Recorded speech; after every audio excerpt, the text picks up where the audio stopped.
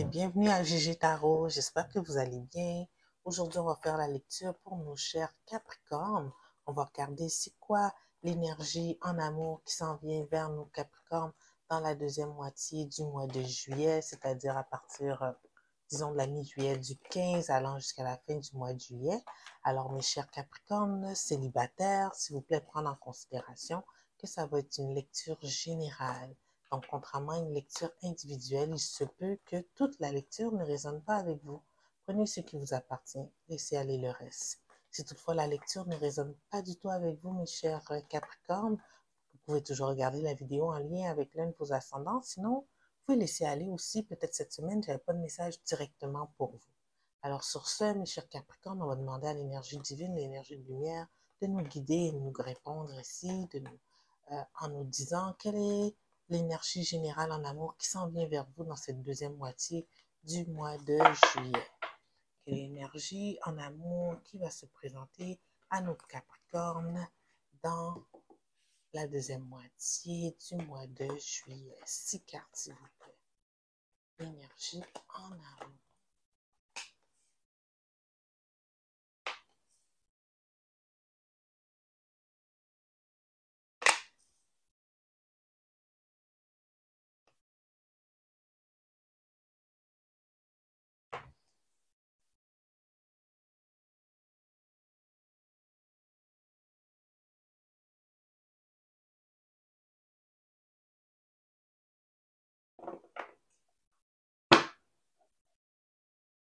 L'énergie générale de la lecture, c'est le 2 d'épée. Bon. Ici, là, la lecture, elle commence ici avec le 7 de denier, suivi de l'empereur. C'est comme si vous avez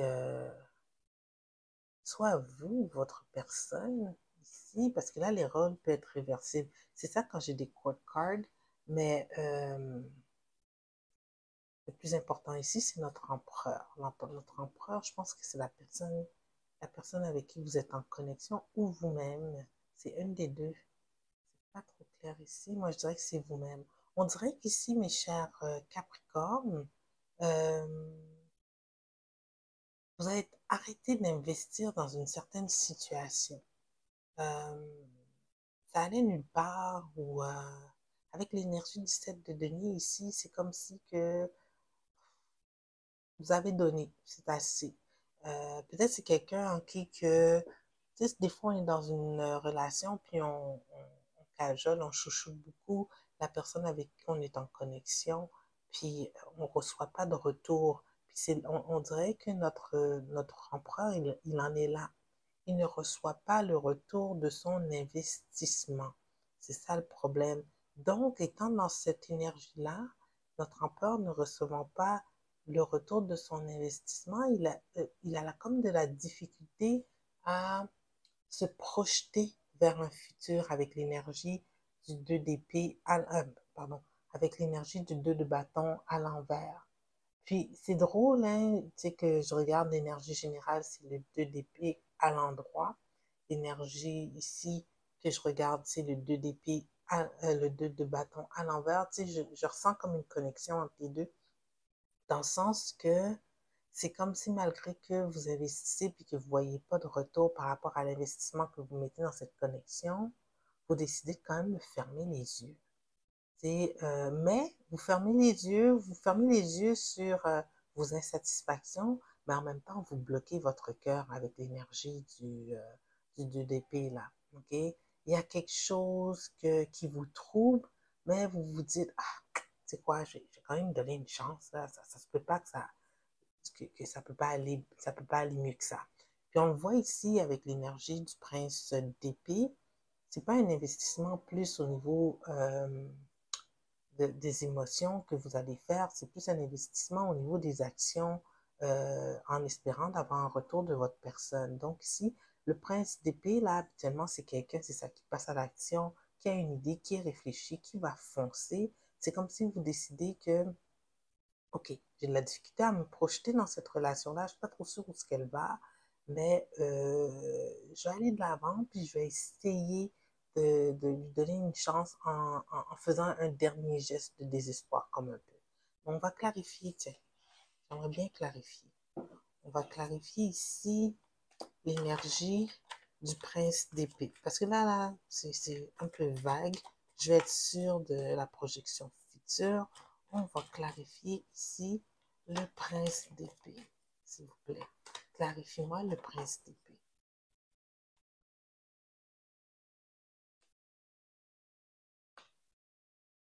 Ben ouais, vous allez faire comme une dernière tentative pour essayer de sauver la connexion. C'est pas une connexion, peut-être que vous avez une grosse fondation, mais ici encore, on a le prince de bâton qui est aussi un prince d'action, qui suit ses sentiments, par exemple, qui est plus au niveau de la passion. Donc, soit que c'est cette personne-là qui va comme tenter un dernier geste, ou c'est vous qui tentez un dernier geste pour tenter de sauver la relation. Oh my God, je viens de voir clair avec les trois princes. Ok, vous, vous ne voyez pas de retour de votre investissement au niveau de votre temps, vos sentiments auprès de cette personne-là.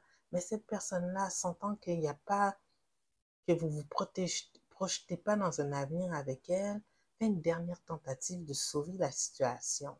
Puis c'est une tentative qui n'est pas réfléchie. C'est comme sur un coup de tête pour essayer de sauver la relation, mais avec l'énergie du roi de coupe à l'envers suivi du prince de coupe à l'endroit, vous voyez l'immaturité à travers cette action-là. C'est comme si c'est pas assez, c'est pas suffisant ce que tu me donnes. Je ne vois pas encore que tu veux, qu'est-ce que tu, et comment tu veux que cette relation aille plus loin, t'en fais pas assez. Je peux pas aller dans les détails, mais vous allez être déçu ici parce que vous trouvez que le geste, c'est pas suffisant. Mais avec les trois princes, qui manque juste le prince de denier ici, les trois princes, ici, on a les sentiments, on a la passion, on a l'action. Il y a une possibilité de futur, mes chers Capricornes, pareil. C'est juste que c'est encore superficiel. Si on avait eu le prince de denier, je vous aurais dit que la personne est en train de faire de mettre une fondation. Mais ici, si on est dans une connexion, là, parce qu'on fait quand même la lecture pour nos célibataires, si on est dans une connexion, parce qu'on est dans le début, bah, ça vaut la peine d'explorer plus loin, non? Vous ne pensez pas? Fait que là, ici, je vous dirais que votre personne, elle a de l'affection pour vous. Votre personne est peut-être immature, votre personne démontre peut-être pas suffisamment à travers ses gestes, à travers ses actions, ben, gestes, actions, c'est des synonymes, à travers ses gestes, à travers ce qu'elle vous exprime, à quel point elle tient à vous. Mais je pense que l'effort, elle est là. Alors, je pense que ça va être de peut-être donner une chance. On peut demander ici si de clarifier, on va clarifier notre prince de coupe ici. Tiens, on va lui donner une chance, on va clarifier le prince de coupe. Et vous êtes chanceux, les Capricornes. Je pense que c'est la plus longue lecture que je fais parce qu'il n'y avait pas beaucoup de majeurs. Donc, on est obligé de clarifier. On va clarifier le prince de coupe ici. S'il te plaît, clarifie notre prince de coupe. Ah, bon. Trop clair, ok. Votre personne fait une dernière tentative avec les trois princes ici pour créer une fondation avec notre roi de denier. Il veut sauver la situation, il veut pas de fin. Ok? Vraiment, je pense que votre personne sent que vous êtes en train de vous détacher, qu'il n'en faisait pas assez. Peut-être que vous l'avez verbalisé, hein, qu'on est dans l'énergie de l'empereur, c'est une énergie qui quand même qui s'affirme pas mal bien. C'est quelqu'un de structuré, de vocal, de loquace, quelqu'un qui incarne les quatre rois, donc il a toutes les qualités requises pour être un leader, comme la majorité des Capricornes en fait. Donc ici, sûrement que non seulement vous l'avez fait sentir, mais vous l'avez exprimé que, tu sais quoi, ça continue dans cette direction-là, moi je fous le camp, tu sais. Fait que, façon de parler. Donc ici, bon, il y a une possibilité que votre personne s'active un peu. Qu'est-ce que je vois avec les trois princes? Ce ne sera pas peut-être le niveau de maturité que vous voulez, mais sachez qu'en clarifiant ici votre prince, la personne va s'investir un peu plus là avec l'énergie du roi de denier ici. Bon, Ah, tu vois, des fois, il faut donner une petite chance là aux gens. Faut pas être trop rapide dans nos jugements.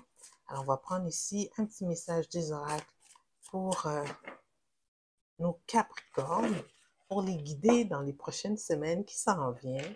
C'est une bonne lecture. Ah, faut bien voir ça là. Oups.